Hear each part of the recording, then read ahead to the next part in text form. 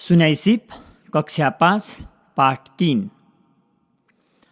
मानिस देवता होइन, तर असल विचार र राम्रो कामले ऊ देवता जत्तिकै मान्न लायक पनि हुन सक्छ। समाजमा खराब आचरण र विचार भएका मानिसहरू पनि प्रशस्त मात्रामा भेटिन्छन्। आपसी कलह, मारकाट र अशान्ति मच्चाएर आफू आनन्द मान्ने स्वभावका मानिसले मानव समुदायलाई कालो धब्बा बनाएका छन्।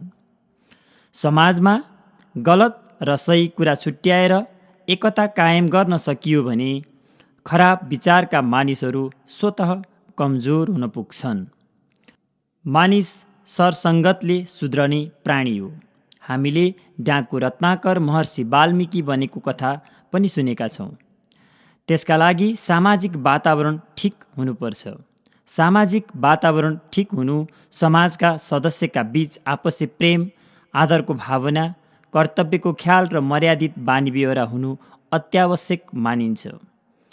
यी कुराहरूतर्फ मानिसले खुबै विचार पुर्याउनु पर्छ।